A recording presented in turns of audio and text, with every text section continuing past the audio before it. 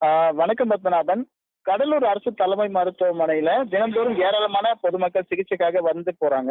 இதனை அடுத்து நேற்று அரசு மருத்துவமனை வளாகத்துல தனியார் ஆம்புலன்ஸ் ஒன்று நின்று கொண்டிருந்தது. அப்போது பாத்தீங்கன்னா அதன் அருகாமையில நோயாளிகள் மற்றும் பொதுமக்கள் பலர் நடந்து சென்று கொண்டிருந்தனர். இந்த நிலையில திடீர்னு அந்த தனியார் ஆம்புலன்ஸ் மிக வேகமாக அந்த வழியே இயக்கப்பட்டு அந்த மருத்துவமனை உள்ளேயே 2 பெண்கள் மீது மோதி சாலையிலேயே அந்த 2 பெண்கள் தரத்தர இழுத்து செல்லப்பட்டனர். இந்த சம்பவம் அப்பகுதியில் பெரும் அதிர்ச்சி ஏற்படுத்தியது.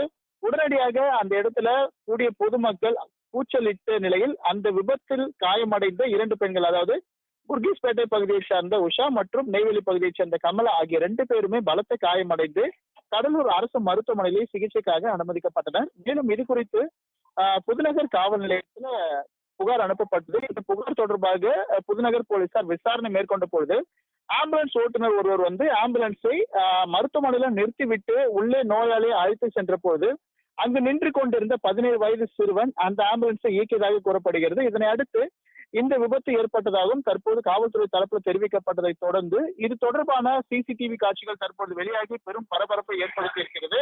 மேலும் மிக முக்கியமாக கருதக்கூடிய பகுதிகளில் பாதுகாப்பான முறையில வாகனங்கள் இயக்குவதற்கு துறை அதிகாரிகள் நடவடிக்கை எடுக்க வேண்டும் என இந்த பொதுமக்களும் ஒரு கோரிக்கை வைத்திருக்கிறேன். ஏன்னா மருத்துவமனையில முக்கியமாக நோயாளிகள், பொதுமக்கள் என ஆயிரக்கணக்கான தினந்தோறும் வந்து செல்கின்ற சூழ்நிலையில இது போல ஆம்புலன்ஸ் எடுத்துட்டு வருபவர்கள் அவர்களுக்கான உரிய பாதுகாப்பு அந்த நடவடிக்கைகளை மேற்கொள்ள வேண்டும் என்று வலியுறுத்தப்பட்டு வருகின்றது. மேலும் இந்த விபத்துல காயமடைந்த 2 பெண்கள் தற்பொழுது பலத்த காயமடைந்து கடலூர் அரசு மருத்துவமனையில் சிகிச்சை பெற்று வரக்கூடிய நிலையில இது தொடர்பான சிசிடிவி காட்சிகள் தற்பொழுது வெளியாகி இருக்கிறது பத்மநாபன்.